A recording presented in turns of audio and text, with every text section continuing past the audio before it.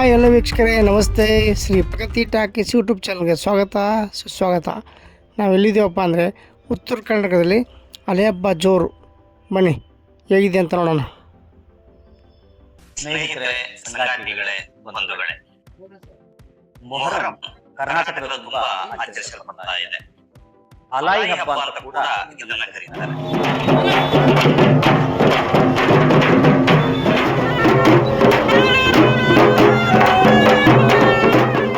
ಮೊಹರಂ ಎಂದರೆ ಅದು ಒಂದು ತಿಂಗಳ ಹೆಸರು.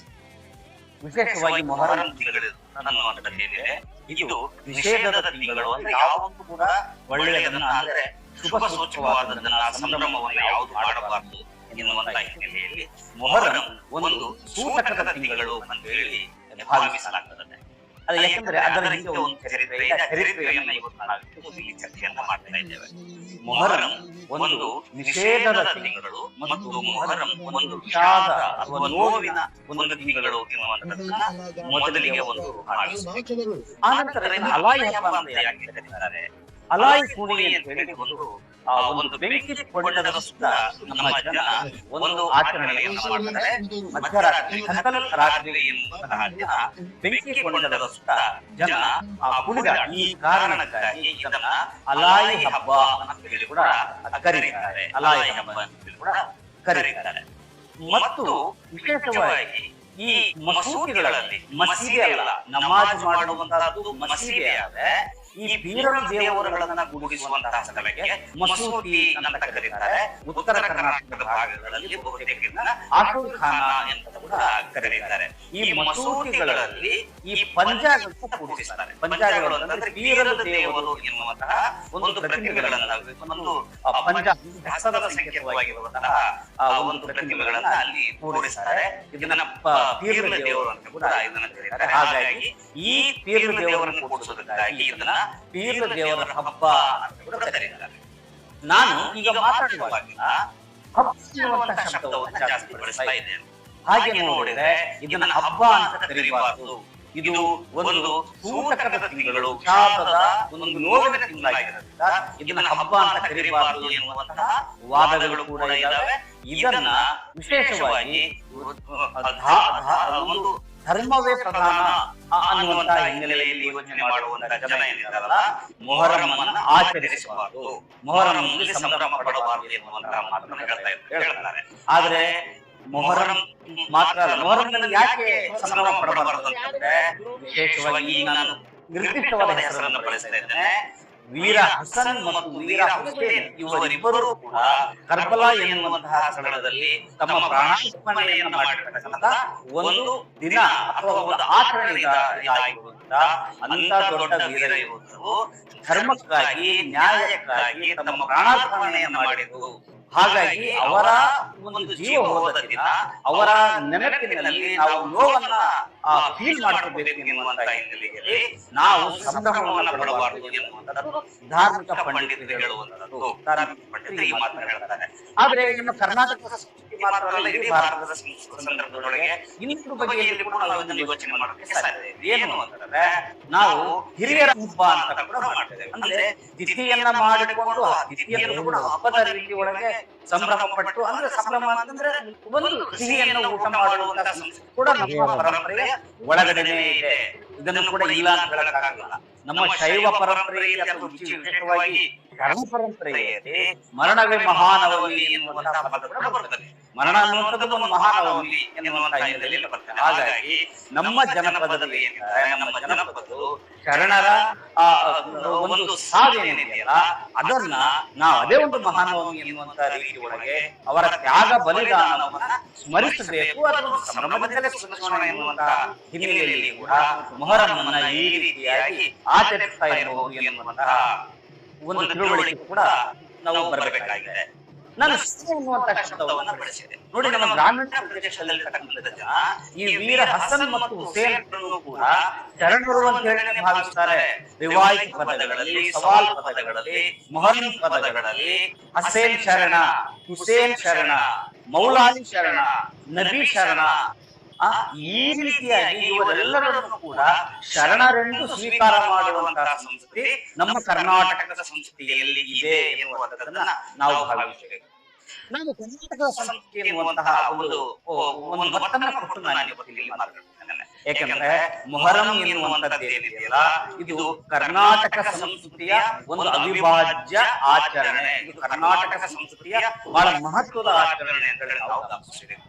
ಅಂದರೆ ಮೊಹರಂ ಎನ್ನುವಂಥದ್ದನ್ನ ಹೊರತುಪಡಿಸಿ ಕರ್ನಾಟಕದ ಸಂಸ್ಕೃತಿಯನ್ನು ನಾವು ವ್ಯಾಖ್ಯಾನ ಮಾಡಕ್ಕಾಗೋದಿಲ್ಲ ಮತ್ತು ನಾವು ಅದನ್ನ ಅಧ್ಯಯನ ಮಾಡಿದ್ರೆ ಅದು ಅಪೂರ್ಣ ಅನ್ನುವಂಥದ್ದನ್ನ ನಾವು ಭಾವಿಸಬೇಕು. ಹಾಗಾಗಿ ಮೊಹರಂ ಎನ್ನುವಂಥದ್ದು ಏನಿದೆಯಲ್ಲ, ಇದು ಕರ್ನಾಟಕದ ಸಂಸ್ಕೃತಿಯ ಒಂದು ಭಾಗ ಅಂತ ಹೇಳಿ ಕೂಡ ನಾವು ಸ್ಪಷ್ಟವಾಗಿ ತಿಳ್ಕೊಬೇಕಾಗಿದೆ. ಯಾಕೆ ಕರ್ನಾಟಕದ ಸಂಸ್ಕೃತಿ ಆಗ್ತದೆ ಅನ್ನುವಂಥದ್ದನ್ನ ನಾನು ಮುಂದಿನ ಪಾಠಗಳಲ್ಲಿ ನಾನು ಹೇಳ್ತೇನೆ. ಕೆಲವೊಂದು ಹಾಗಲ್ಲ, ಇದು ಕರ್ನಾಟಕಕ್ಕೆ ಸಂಬಂಧಪಟ್ಟದ್ದಲ್ಲ, ಮಾತ್ರ ಅಲ್ಲ ಭಾರತಕ್ಕೆ ಸಂಬಂಧಪಟ್ಟದ್ದಲ್ಲ, ಇದು ಕರ್ಬಲಾಕ್ಕೆ ಸಂಬಂಧಪಟ್ಟಂತಹ ಅಥವಾ ಇಸ್ಲಾಂ ಧರ್ಮಕ್ಕೆ ಸಂಬಂಧಪಟ್ಟಂತಹ ಒಂದು ಆಚರಣೆ ಅಂತ ಮಾತಾಡ್ತಾರೆ. ಇದಕ್ಕೂ ಕೂಡ ಅವರದೇ ಆದ ವಾದಕ್ಕೆ ಒಂದು ಹಿನ್ನೆಲೆಗಳಿದ್ದಾವೆ. ಯಾಕೆ ಅಂತಂದ್ರೆ, ಕರ್ಬಲ ಎನ್ನುವಂಥದ್ದು ಕರ್ನಾಟಕದಲ್ಲಿ ಅಲ್ಲ, ಭಾರತದಲ್ಲಿ ಅಲ್ಲ. ಕರ್ಬಲ ಇರುವಂತದ್ದು ಇರಾಕ್ ಪ್ರದೇಶದಲ್ಲಿ ಯೂಫ್ರಟಿಸ್ ನದಿ ದಂಡೆಯಲ್ಲಿರತಕ್ಕಂಥ ಒಂದು ಪ್ರದೇಶಕ್ಕೆ ಕರ್ಬಲ ಕೂಡ ಕರೀತಾರೆ.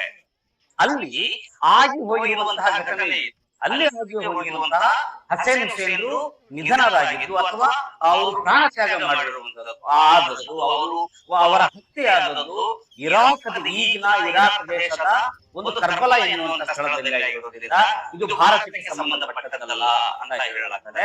ಅಥವಾ ಇದು ಮುಸ್ಲಿಂ ಅಥವಾ ಇಸ್ಲಾಂ ಧರ್ಮಕ್ಕೆ ಸಂಬಂಧಪಟ್ಟಂತಹ ಒಂದು ಘಟನೆ ಆಗಿರೋದ್ರಿಂದ ಇದು ಭಾರತದ ಸಂಸ್ಕೃತಿಗೆ ಸಂಬಂಧಪಟ್ಟಿದ್ದಲ್ಲ ಎನ್ನುವಂತಹ ಮಾತನ್ನ ಹೇಳಲಾಗ್ತದೆ.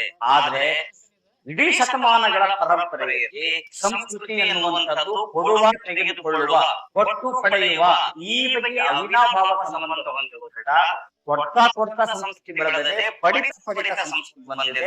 ಹೀಗೆ ಕೊಟ್ಟು ಪಡೆದು ಸಮ್ಮಿಶ್ರವಾಗಿ ಬೆಳೆದಿದೆ ಕರ್ನಾಟಕದ ಸಂಸ್ಕೃತಿ ಮಾತ್ರವಲ್ಲ, ಇದು ಭಾರತದ ಸಂಸ್ಕೃತಿ. ಹಾಗಾಗಿ ಇರಾಕಿನಲ್ಲಿರತಕ್ಕಂಥ ಕರ್ಬಲವನ್ನ ಕರ್ನಾಟಕದ ಜನ ಅದು ನಮ್ಮದೇ ಆಗಿ ಅನ್ನುವಂತಹ ರೀತಿ ಒಳಗೆ ಅದನ್ನು ಸ್ವೀಕಾರ ಮಾಡಿರೋದ್ರಿಂದ ಒಳಗೆ ತಂದುಕೊಂಡಿರೋದ್ರಿಂದ ಸಾಂಸ್ಕೃತಿಕವಾಗಿ ಒಳಗಡೆ ತೆಗೆದುಕೊಂಡಿದ್ದಾರೆ, ಮಾನಸಿಕವಾಗಿ ತಮ್ಮ ಒಳಗಡೆ ತೆಗೆದುಕೊಂಡಿದ್ದಾರೆ. ಹಸೇನ್ ಹುಸೇನರನ್ನ ಶರಣರು ಅಂತ ಹೇಳಿ ಸ್ವೀಕಾರ ಮಾಡಿದ್ದಾರೆ.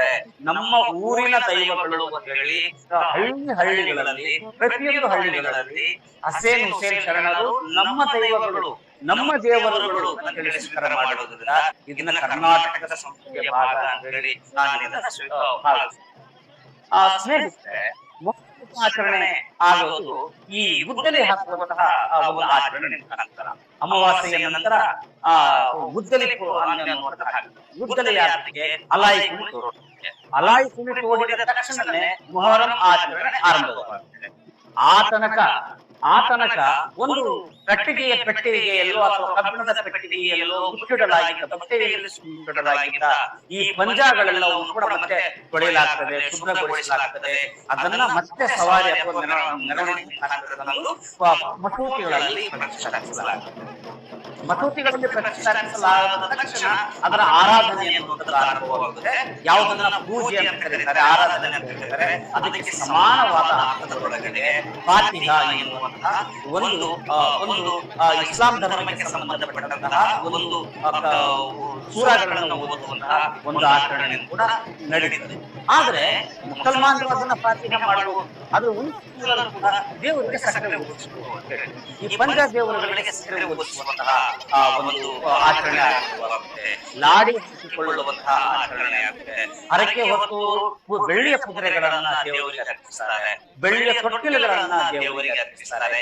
ಹೀಗೆ ಅನೇಕ ಬಗೆಯಲ್ಲಿ ಈ ಬಗೆಯ ಒಂದು ಶ್ರದ್ಧೆ ನಂಬಿಕೆಗಳಿಗೆ ಆಧಾರದ ಆ ನೆಲೆಯಲ್ಲಿ ಆಚರಣೆಗಳು ತೆರೆದುಕೊಳ್ತಾ ಹೋಗುತ್ತವೆ. ಒಂದು ಬಗೆಯ ಆಚರಣೆ ಆದ್ರೆ ಇನ್ನೊಂದು ಕಡೆ ಸಾಂಸ್ಕೃತಿಕವಾದ ಆಚರಣೆ ಅನ್ನುವಂಥದ್ದು ಸಾಮೂಹಿಕ ಸ್ಥಳದಲ್ಲಿ ಪ್ರದರ್ಶಿಸುತ್ತದೆ. ಹುಲಿ ಕುಣಿತ ನಡೀತದೆ ಬಹಳ ವಿಶೇಷವಾಗಿ.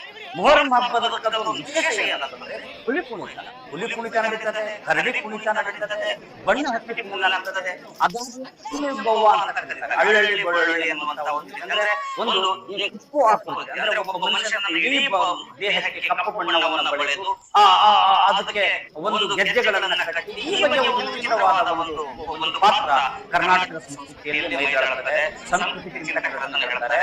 ಇದು ದಕ್ಷಿಣ ಆಫ್ರಿಕಾದ ಬಂದಿರತಕ್ಕಂತಹ ಸಿದ್ಧಿ ಸಮುದಾಯವನ್ನು ಪ್ರತಿನಿಧಿಸುವಂತಹ, ಸಿದ್ಧಿ ಸಮುದಾಯಕ್ಕೂ ಮತ್ತು ಭಾರತವನ್ನು ಆಳಿರತಕ್ಕಂತಹ ಈ ದೊರೆಗಳೇನಿದ್ದಾರೆ, ಮುಸ್ಲಿಂ ದೊರೆಗಳಿರಲ್ಲ, ಅವರ ಜೊತೆ ಒಡನಾಟ ಇಟ್ಟುಕೊಳ್ಳುವಂತಹ ಹಿನ್ನೆಲೆಯಲ್ಲಿ ಮೊಹರಂ ಸಂಸ್ಕೃತಿಯಲ್ಲಿ ಸೇರಿದೆ ಈ ಪಾತ್ರ ಅಂದ್ರೆ ಹುಲಿ ಕುಣಿತ ನಡೀತದೆ, ಕರಡಿ ಕುಣಿತ ನಡೀತದೆ, ಅಳ್ಳೊಳ್ಳಿ ಪಾತ್ರ ನಡೀತದೆ ಮತ್ತು ಬಗೆ ಬಗೆಯ ವೇಷ ಧಾರಣೆ ಮಾಡಲಾಗುತ್ತದೆ.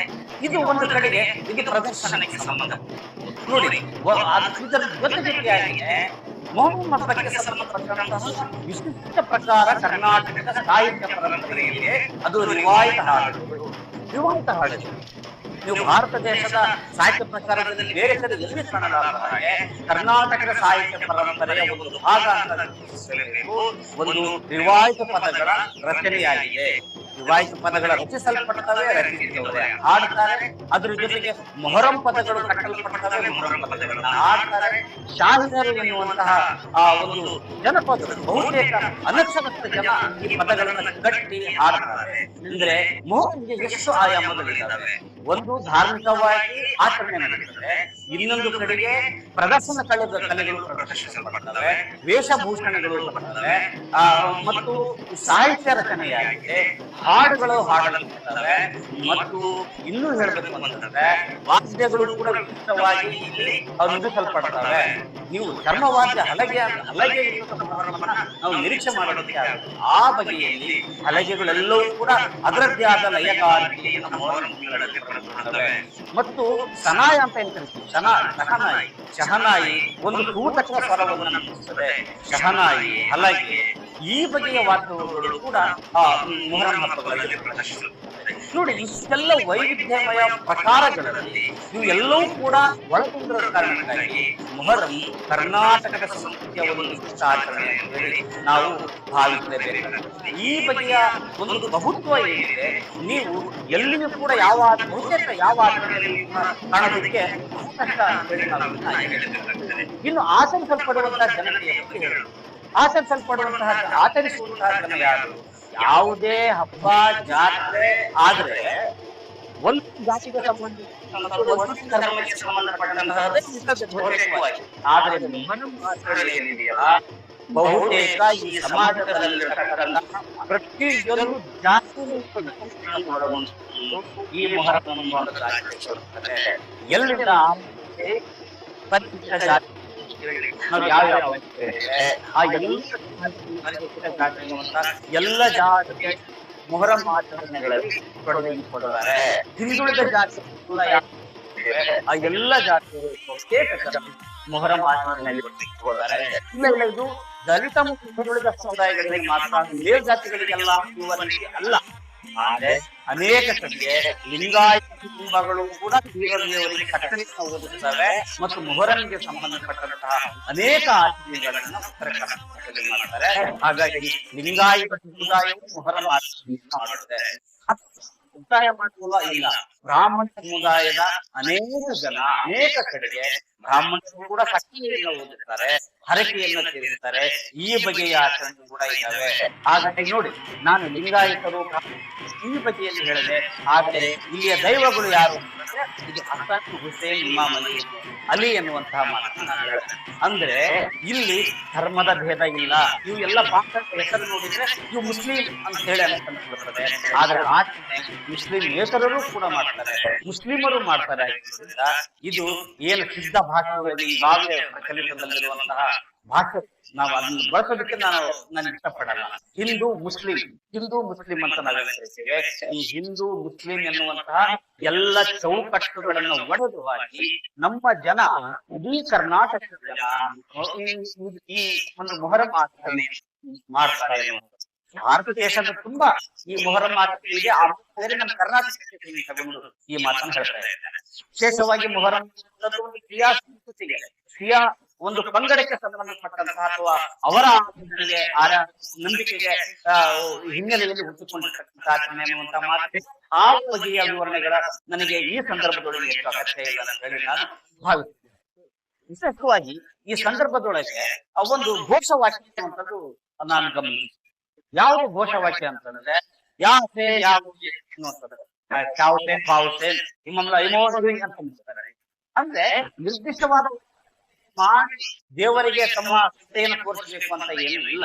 ಆದ್ರೆ ನಮ್ಮ ಜನ ಎಷ್ಟು ಮುಗ್ಧವಾಗಿ ದೇವರನ್ನು ಸ್ಮರಿಸ್ತಾರೆ ಅಂತಂದ್ರೆ ಇಮಾಮಲ ಅಂತ ಹೇಳ್ತಾರೆ. ಆ ನಿರ್ದಿಷ್ಟ ಅರ್ಥ ಏನು ಅಂತಂದ್ರೆ ಅವರ ಭಾಷೆ ಬೇರೆ ಆಗಿರ್ಬೋದು, ಅವರು ನಿರ್ದಿಷ್ಟವಾಗಿ ನುಡಿದೇ ಇದ್ರು ಕೂಡ ಅವರ ಭಕ್ತಿ ಅನ್ನುವಂಥದ್ದು ಸಲ್ಲುತ್ತದೆ ಅನ್ನುವಂಥದ್ದು ಬೇರೆ. ಆದ್ರೆ ಆ ಅವರು ಏನನ್ನ ಸೂಚಿಸ್ತಾರೆ ಅಂದ್ರೆ ಯಾ ಅಲಿ ಯಾ ಧೂಲ ಇಮಾಮ್ ಬೋಲೋ ಇಮಾಮೆ ದೀನ್ ಎನ್ನುವಂತಹ ಒಂದು ಘೋಷವಾಕ್ಯವನ್ನ ಅವರು ಸ್ಮರಿಸ್ತಾರೆ ಎನ್ನುವಂಥದ್ದನ್ನು ಕೂಡ ನಾವು ಇಲ್ಲಿ ಗಮನಿಸಬೇಕು. ಇದು ಅಲ್ಲಿರ್ತಕ್ಕಂಥ ಮತ್ತು ಒಂದು ಆಚರಣೆ. ಅದನ್ನ ಕತ್ತಲ್ ರಾತ್ರಿ ಕೂಡ ಕರೀತಾರೆ. ಅದು ಕತ್ತಲ ರಾತ್ರಿ ಇಲ್ಲ, ಅದು ಖತಲ್ ರಾತ್ರಿ. ಖತಲ್ ಅಂದ್ರೆ ಕೊಲೆ, ಹತ್ಯೆ.